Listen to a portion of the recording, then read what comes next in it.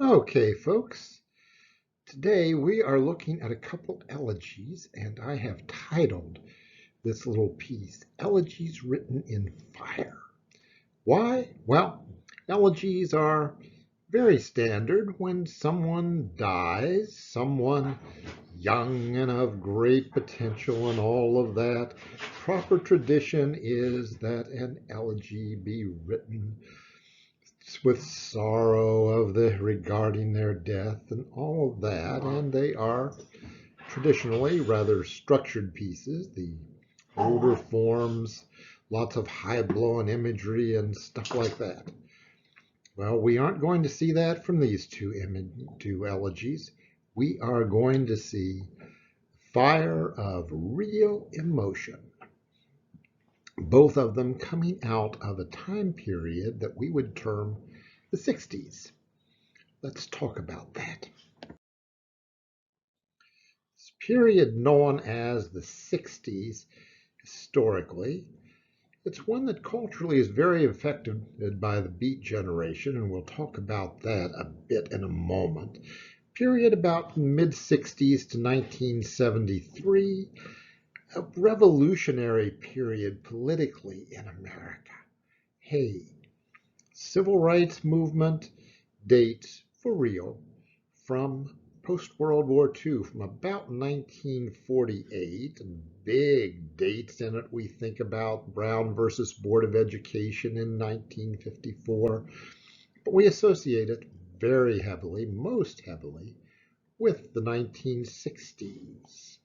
From Dr. King's 1963 I Have a Dream speech forward. We have politically fierce, divisive movement to end the U.S. involvement in Vietnam, intense protests running from the mid 60s through 1973 when we finally left. Other movements for empowerment of working people, minorities, and such. This is the time when Cesar Chavez was making gains with the United Farm Workers Union.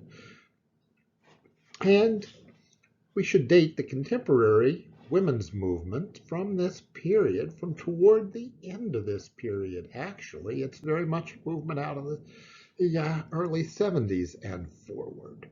So that's our period.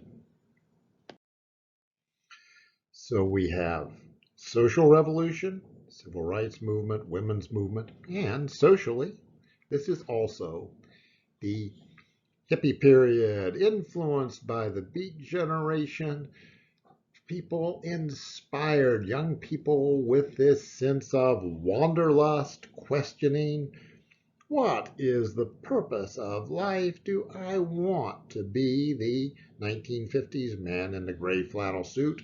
No. I want something more out of life, and the more was, oh, well, in terms of behavior, sex, drugs, and rock and roll. Yes, we will hold the questions as to whether these are proper high ends. Now, for our concerns, then, as we look at literature, hey, some go with these political concerns. So this is a period of appreciation of protest poetry, some from earlier periods, Depression era, and some from this period. And this is the stuff that goes on in terms of socially conscious verse, and that we're looking at the stuff that I was writing in the late 70s and early 80s and such. Now, also with this, a period in the arts of the discovery and elevation of folklore. Various forms of folk music. Start in the South, black folk music start with the blues. Toss in, definitely, Appalachian folk music, much of which had Celtic roots, so we find those things. And modern musicians writing original things inspired by the above. Woody Guthrie coming out of the Great Depression and forward. Phil Oakes, Bob Dylan, early Joni Mitchell, and so forth. Rock and roll. Yes. Beat generation sensibilities and folk themes with psychedelic elements, with elements out of those blues and such. Lyrics, you have the amazing poetry of Robert Hutter, as well as Dylan and some of these other folks. And, oh, amazing, wonderful ballads exploring those Beat Generation themes of wanderlust, dropping out, and such. Townes Van Zant's Poncho and Lefty, and Chris Christopherson's Me and Bobby McGee are standard examples. So we have this rich period and this period of tragedy and disaster. Politically, disaster. John Kennedy was assassinated in November of 1963. Dr. King assassinated in Memphis in April of 1968. Not that long after Dr. King's assassination, Robert Kennedy, who was running against Hubert Humphrey for the Democratic nomination for the presidency, and Kennedy promising an end to the Vietnam debacle, and he was assassinated. Now, Assassination Raga from Ferlinghetti, directly a result of that, and Ferlinghetti, fills the poem with this headlong sense of grief. He wrote it immediately after the assassination, completed it in time to speak it before Kennedy's burial. This headlong outpouring of grief. And socially, hippie period, drugs, sex, and rock and roll. Folks, you could die from drugs. Lots of rockers did. Janis Joplin, extraordinary blues rocker, died at age 27 from an accidental heroin overdose. And Hacker's elegy to Janis Joplin is like, just like Ferlinghetti's emotional and frantic pace. You really see it, feel it. Both of these elegies drip with fire.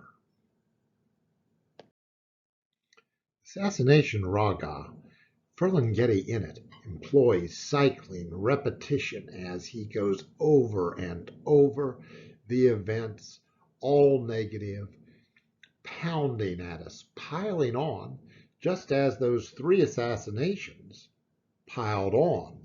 Yes, John Kennedy, Dr. King, Robert Kennedy, and whatever others. So, where Ferlinghetti gives us the line from Dylan Thomas's "The force that through the green fuse drives the flower," that beginning line, and keeps shifting it. And we keep seeing red, red for blood. We keep seeing death imagery in it. He tells us over and over about Air Force One arriving in Los Angeles to get Robert Kennedy's body, because Air Force One, of course, carried John Kennedy's body back from Dallas. John Kennedy, president at the time, of course, he was on Air Force One, and in '68, Lyndon Johnson sent Air Force One for Robert Kennedy's body, considered that appropriate. Thematically, Ferlinghetti, too many deaths, way too many deaths, also a crushing of hope. Had Kennedy not been assassinated, either he or Hubert Humphrey would have won the '68 presidential election, flat out on a peace platform. Either Kennedy would have gotten the nomination, or Humphrey would have compromised the platform, from the Democratic platform, and promised thoroughly an end to the war, and either would have been carried to victory. Instead, Nixon won, and the war lasted 5 more years, and such as that. But a bit of pure political despair that marks this, along with the personal despair. Now, Hacker's to Janis Joplin is much more personal. Hacker starts, poem being told by some acquaintance, some man she is out with that she's going to end up in bed with that night. And she gets right to it. Marilyn Hacker, bisexual, had a crush on Janis. That night she imagined herself in bed with the blues singer instead of this man. She talks about how she wanted to write lyrics for Janis, that she wanted to put my tongue in your mouth that way. And she gives us the tragedy that was Janis Joplin's life. Ugly East Texas upbringing, bare dusty highways, travel, heroin addiction, too much booze, way too much booze. Loneliness of a star in a crowd who really doesn't have anyone.